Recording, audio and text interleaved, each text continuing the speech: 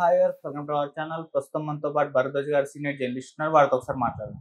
Sir నమస్కారం sir. నమస్తే అండి. సార్, జగన్మోహన్ రెడ్డి గారికి ఇటు లిక్కర్ స్కామ్ మెడకు చుట్టుకుంటుంది అని అంటున్నారు సార్. అంటే వరుసగా విజయసాయి రెడ్డిని విచారణకు పిలవడం మనం చూస్తున్నాం. ఆయన నాకు సంబంధం లేదు, అంతా వాళ్ళే చేస్తారని వాళ్ళ పేర్లు చెప్తున్నారు. సో ఏదేమైనా విజయసాయి రెడ్డి గారిని అడ్డం పెట్టుకొని జగన్మోహన్ రెడ్డి గారు ఇరికించే ప్రయత్నం చేస్తున్నారని చెప్పేసి వైసీపీ వాళ్ళు ఆరోపిస్తున్నారు. మరి ఇది ఎక్కడి వరకు వెళ్ళొచ్చు, మీరేం చెప్తారు సార్ దీనికి సంబంధించి? అంటే విజయసాయి రెడ్డి గారు విచారణకు హాజరైన తర్వాత మీడియా ముందు మాట్లాడారు. అంటే పాయింట్ టు పాయింట్ ఆయన ప్రతి అంశాన్ని ఏం అడిగారు, ఏం చెప్పాను అనేది స్పష్టంగానే చెప్పాడు ఆయన. అలాగే మిథున్ రెడ్డి గారు విచారణకు హాజరయ్యారు. వారు కూడా బయటకు వచ్చి పిన్ టు పిన్ చెప్పుకుంటూ వెళ్ళారు. ఏం జరిగింది, వాళ్ళు ఏమడిగారు, తాను ఏం చెప్పాను అనేది ఆయన కూడా వివరించుకున్నాడు. అయితే ఈ వివరణలలో ఎక్కడా కూడా అంటే విజయసాయి రెడ్డి ఏదో హామ్ చేశాడు వైసీపీకి అన్న టోన్లో టీడీపీ శ్రేణుల్లో ఒక సెలబ్రేషన్ కనిపిస్తోంది. కానీ అది పూర్తి వాస్తవం అని అనిపించటం లేదు. ఎందుకంటే ఆయన చాలా వాటికి డినై చేశాడు. మీ ప్రమేయం ఏమిటి, అలాగే దానికి సంబంధించినటువంటి ఒక ఎపిసోడ్లో వ్యాపారం చేసుకుంటాను అన్న వాళ్ళకి నేను ఒక కంపెనీ నుంచి అప్పు ఇప్పించిన మాట వాస్తవం అన్నాడు. ఒక 100 కోట్ల రుణాన్ని వారికి అందేలా చేసిన మాట వాస్తవం అని మాత్రమే చెప్పాడు ఆయన. అదొకటే తప్ప మిగిలినవన్నీ దాదాపుగా నాకేం ప్రమేయం లేదు అన్నట్టుగానే చెప్పుకుంటూ వెళ్ళాడు. అలాగే దాని నుంచి వీళ్ళు ప్రధానంగా సెలబ్రేట్ చేసుకోవడానికి కారణం ఏంటంటే ఒక కోటరీ ఏర్పడింది ఆయన చుట్టూ. అధికారంలోకి వచ్చే వరకు విజయసాయి రెడ్డి ఏ పొజిషన్లో ఉన్నాడో ఆ తర్వాత ఆ పొజిషన్లో విజయసాయి రెడ్డి లేడు అని ఆయనే చెప్పుకున్నాడు స్వయంగా.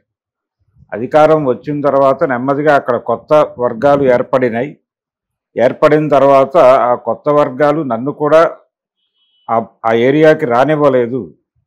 దాంతో ఈ జరిగిన ఏ వ్యవహారంలోనూ నాకు ప్రత్యక్షంగా కానీ పరోక్షంగా కానీ ఏ విధమైన ప్రమేయము లేదు అని చెబుతూ పర్టికులర్గా ఈ లిక్కర్ వ్యవహారానికి సంబంధించి ఈ బిజినెస్లో ఈ అంటే గవర్నమెంట్ టేక్ ఓవర్ చేసిన తర్వాత, ముఖ్యంగా కరోనా తర్వాత జరిగింది. కరోనా తర్వాత టోటల్గా గవర్నమెంటే సేల్ చేసింది. ఈ ప్రైవేటు షాపులు ఇవన్నీ క్లోజ్ చేసేసి టోటల్గా గవర్నమెంట్ షాపుల్లోనే లిక్కర్ అమ్మాలి అని పెట్టి కొత్త రకమైన బ్రాండ్లు వచ్చినాయి. ఆ సందర్భంగా ఈ కొత్త లిక్కర్ సరఫరా చేసేటువంటి కంపెనీలు ఫ్లోట్ చేయడానికి సంబంధించి తాను పెట్టుబడికి రుణాన్ని ఏర్పాటు చేసినట్టుగా ఆయన చెప్పాడు. దీన్ని పట్టుకొని కొంత అంటే ఆయన దాని ఎవిడెన్స్ ద్వారా ఎస్టాబ్లిష్ అయ్యేది ఏమిటి, వైఎస్ఆర్సీపీకి చెందిన కొంతమందికి వ్యాపారం చేసుకోవటానికి ఆయన ఒక వనరు చూపించాడు అన్నంత వరకే ప్రూవ్ చేయగలరు. అసలు యాక్చువల్గా లిక్కర్ స్కామ్ అనేది గవర్నమెంట్ పాలసీ నుంచి జరిగి ఉండాలి కదా. వీళ్ళు సరఫరా చేసినటువంటి లిక్కర్ ధర ఏమిటి, అది ఏ రేటుకు కొన్నారు, అంటే గవర్నమెంట్ ఏ రేటుకి పర్చేజ్ చేసింది, ఏ రేటుకి అమ్మింది, దానికి సంబంధించిన ఏరియాలో ఎక్కడైనా తప్పు జరిగితే దాన్ని కుంభకోణం అంటారు, లేకపోతే మరొకటి అంటారు. అలాగే గతంలో జరిగినటువంటి డీల్స్కి భిన్నంగా ఏమైనా జరిగిందా, అంటే నేరుగా ప్రభుత్వం ప్రొక్యూర్ చేసి ప్రభుత్వమే అమ్మకం కూడా నిర్వహించినటువంటి ఒక సందర్భం అది. దాని నుంచి ఇప్పుడు లిక్కర్ పాలసీ మార్చి షాప్స్ ఇచ్చారు. గతంలో ఉన్నటువంటి షాప్స్ కొత్త హంగులతో తయారైనవి. గతంలో రేషన్ షాపుల్లా ఉండేవి ఏది జగన్మోహన్ రెడ్డి గారి రాజ్యంలో. పర్టికులర్గా కరోనా తర్వాత దాదాపుగా రేషన్ షాపుల లాంటి దుకాణాల్లో లిక్కర్ అమ్మేవాడు. అది ఆహ్లాదంగా అనిపించేది కాదు కొనుక్కునే వాళ్ళకు కూడా. ఇప్పుడు ఆహ్లాదకరమైన వాతావరణంలో షాపుల డిజైనింగ్ మారింది. అది అది కనిపిస్తుంది, విజువల్గానే ఉంది ఎక్కడికి వెళ్ళినా. అలాంటిది ఈ పాలసీకి, అంటే చంద్రబాబు నాయుడు గారి రోజుల్లో ఉన్న పాలసీకి జగన్మోహన్ రెడ్డి అధికారంలోకి వచ్చిన తర్వాత పాలసీకి తేడా ఉన్నమాట వాస్తవం. అయితే నేరుగా గవర్నమెంటే నిర్వహణ చేయటము, అలాగే నగదు మాత్రమే స్వీకరించటం, ఏ రకమైనటువంటి బ్యాంక్ ట్రాన్సాక్షన్స్కి ఎలా చెప్పకపోవడం, వాళ్ళు అనుమతించలేదు, ఓన్లీ క్యాష్ అన్న పద్ధతిలో వ్యవహరించారు. ఇవన్నీ రకరకాల అనుమానాలకు తావిచ్చే విధంగానే ఉన్నప్పటికీ ప్రూవ్ చేయాల్సింది ఎక్కడంటే వీళ్ళు కొనుగోలు చేసిన దగ్గర సరఫరా చేసిన మద్యంలో ఏదైనా క్వాలిటీ తక్కువ ఉందా అనేది ఒకటి ప్రూవ్ చేయగలగాలి.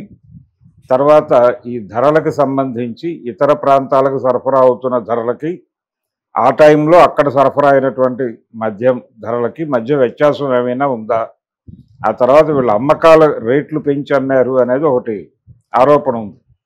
అయితే రేట్లు పెంచడానికి సంబంధించి ఆయనే అడ్మిట్ చేశాడు జగన్మోహన్ రెడ్డి. ఆయన అడ్మిట్ చేసి చెప్పిన మాట ఏంటంటే, నేను రేట్లు పెంచుతున్నాను వాంటెడ్గానే. ఈ రేట్లు ఎందుకు పెంచుతున్నాను అంటే ఈ రేటు పెరగటం వలన చాలామంది తాగుడు మానేస్తారు అనేటువంటి నమ్మకంతో చేస్తున్నాను అన్నాడు. అది ప్రాపర్ రీజనా కాదా అనేది ఒక చర్చనీయాంశమే. ధర పెంచినంత మాత్రాన వ్యసనం ఉన్నవాడు అది మానుకుంటాడు అనుకోవడం తప్పు. ఆ టైంలో ప్రధానమైన విమర్శ ఏమొచ్చిందంటే జగన్మోహన్ రెడ్డి మీద, ఈ సంక్షేమ పథకాల తాలూకా డబ్బులు ముడుతున్నటువంటి వాళ్ళందరూ ఆ డబ్బులు టోటల్గా తీసుకొచ్చి లిక్కర్ షాపుల దగ్గర పెట్టి లిక్కర్ కొనుగోలు చేసుకుని వెళ్ళేవారు. అలా ఇచ్చిన డబ్బులు వెనక్కి తీసుకోవడానికే ఈ మద్యం ధరలు పెంచాడు ఈయన అనేది ప్రధానమైన ఆరోపణ. దానిలో నిజానిజాలు ఎంత అనేది ఒకటి చూడాలి. ప్రభుత్వానికి ఆదాయ వనరుగా మారింది, అది నేరుగా ప్రభుత్వానికి ఆదాయ వనరుగా మారిందా, లేకపోతే ఈ మళ్లింపులో ఎక్కడైనా నిధులు దారి మళ్ళాయా? ఈ అంటే ఈ గవర్నమెంట్ డిపోలు, ఈ డిపోల నిర్వహణ కూడా వారు కొంతమంది కేటాయింపులు జరిపారు. ఆ కేటాయింపుల్లో ఏవైనా అవకతవకలు జరిగాయి, దీని మీద ప్రధానంగా జరగాలి. కానీ వీళ్ళు పార్టీ వైపు నుంచి అందులో పాల్గొన్నటువంటి వ్యక్తులని విచారణ జరపడం అనే వ్యవహారం ఒక్కటే నడుస్తోంది ఇప్పుడు. ఈ టైంలో ఏది క్లారిటీ రాదు. ఇది అయిపోయిన తర్వాత నెక్స్ట్ వాళ్ళు లెక్కల్లోకి వెళ్తారు, బుక్స్లోకి పెడతారు. బుక్స్లోకి వెళ్ళిన తర్వాత మాత్రమే అసలు వాస్తవాలు ఏంటనేది బయటకు వస్తాయి. ఇప్పుడు వీళ్ళ స్టేట్మెంట్లు రికార్డ్ చేసుకుంటున్నారు. వాళ్ళ దగ్గర ఉన్న సమాచారం ఆధారంగా వీళ్ళని క్వశ్చన్ చేసి వీళ్ళ దగ్గర నుంచి సమాచారం రాబట్టి కేవలం స్టేట్మెంట్లు రికార్డ్ చేసుకోవడం మాత్రమే జరుగుతోంది. ఈ స్టేట్మెంట్లు రికార్డ్ చేసుకోవటం దశలో అందరూ వారు అడిగారు, మేము డినై చేశాము, ఇదే చెప్తారు. అలాగే విజయసాయి రెడ్డి ప్రకటన నుంచి లిక్కర్ స్కామ్ ఏదో జగన్ మెడకు చుట్టుకుంటుంది అని సంబరాలు పడాల్సినటువంటి అవసరం కూడా లేదు. ఎందుకంటే అంత పెద్ద కీలక విషయాలు ఏమీ ఆయన ఎస్టాబ్లిష్ చేయలేదు అక్కడ. కాకపోతే పార్టీలో తన ప్రాధాన్యత తగ్గింది అనేది మాత్రం చెప్పాడు. తద్వారా ఏంటంటే వేరే వాళ్ళు ఎవరో ఇన్వాల్వ్ అయ్యారు, వాళ్ళు దీనికోసమే ఇన్వాల్వ్ అయ్యారు, ఈ రకమైనటువంటి లబ్ధి చేకూర్చడం కోసమే. అంటే అధికారాన్ని అడ్డం పెట్టుకుని డబ్బులు సంపాదించుకోవటానికే కొంతమంది చేరారు అక్కడ అనేది ఎస్టాబ్లిష్ చేయడానికి మాత్రమే విజయసాయి రెడ్డి ప్రకటన ఉపయోగపడుతుంది. అంతకు మించి వేరే ప్రయోజనం ఏం లేదు. అది కేసుకి దానికి సంబంధం లేదు, కేసుకి దానికి ఏ విధమైన సంబంధం లేదు. విజయసాయి రెడ్డి ప్రకటన నుంచి జగన్మోహన్ రెడ్డి మెడకు చుట్టుకోబోయేది ఏమీ లేదు. రేపు నెంబర్లలో ప్రూవ్ అయితే అది అప్పుడు స్కామ్ జరిగినట్టుగా నిర్ధారణ అవుతుంది.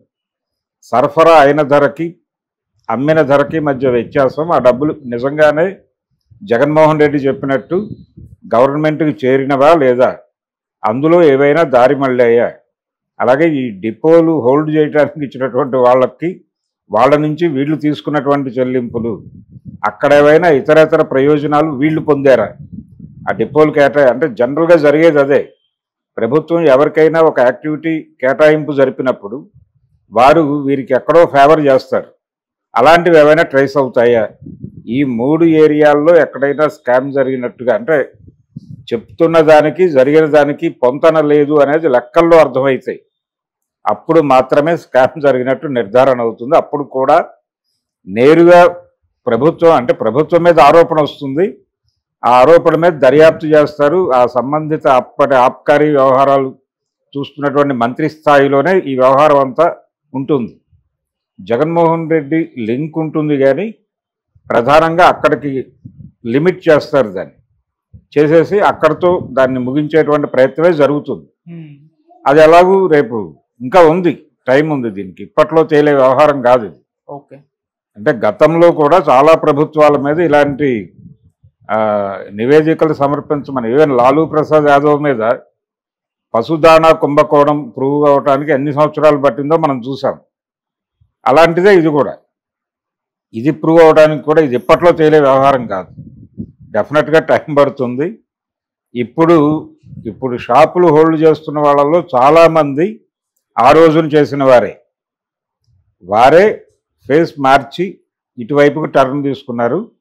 ఇవి కాకుండా కొత్త షాపులు చాలా వచ్చాయి, కానీ వీళ్ళు కూడా సస్టైన్ అవుతున్నారు. పాత షాపుల వాళ్ళు మెజారిటీ అంటే దాదాపు 60% మంది ఉన్నారు, ఫీల్డ్లోనే ఉన్నారు. అవే షాప్స్ రన్ అవుతున్నాయి. కాకపోతే షేప్ మారింది. పాత రూపాలకి కొత్త రూపాలకి తేడాలు కనిపిస్తున్నాయి తప్ప షాపులు అవే. అందుకని లిక్కర్ స్కామ్ ఏదో జగన్ మేడకు చుట్టుకుంటుంది విజయసాయి రెడ్డి ద్వారా, మిథున్ రెడ్డి ద్వారా అనేది తెలుగుదేశం పార్టీ ఒక పథకం ప్రకారం ఈ ఏరియాలో కుంభకోణం జరిగింది అనేది ఆల్రెడీ వాళ్ళ పాత ఆరోపణ. ఈరోజు కొత్త ఆరోపణ కాదు. అది జగన్మోహన్ రెడ్డి గారు కొత్త బ్రాండులు తీసుకొచ్చాడు అని చెప్పి ఆ రోజున గొడవ చేశారు. దీనికి సంబంధించి అంటే టోటల్గా మొత్తం వ్యవస్థీకృతంగా తన చేతుల్లోకి తీసేసుకోవడం ద్వారా నేరుగా డబ్బులు అక్కడే జమ అవుతున్నాయి. ఎక్కడ జమ అవుతున్నాయి? ఆయన ఇంట్లో, ప్యాలెస్లో జమ అవుతున్నాయి. ఈ డబ్బులన్నీ వారింట్లో వారు బీరువాల్లో సర్దేస్తున్నారు అన్న లెవెల్లో చెప్పారు. అందులో వాస్తవం ఉందా లేదా అనేది లెక్కల్లో ప్రూవ్ అవ్వాలి. ప్రూవ్ అయితే అది నేరం చేసినట్టుగా క్లారిటీ వచ్చినప్పుడు ఆ కేసు ఏం జరుగుతుంది అనేది అప్పుడు న్యాయస్థానం నిర్ణయిస్తుంది. కాబట్టి ఈలోపు ఇలాంటి స్కామ్లు అనేకం ఉన్నాయి, అనేకం జరుగుతాయి. ప్రభుత్వాలు అన్నాక ఇప్పుడు వైఎస్ రాజశేఖర రెడ్డి గారి పాలనలో జరిగిన అక్రమాల మీద కూడా దర్యాప్తులు జరుగుతూనే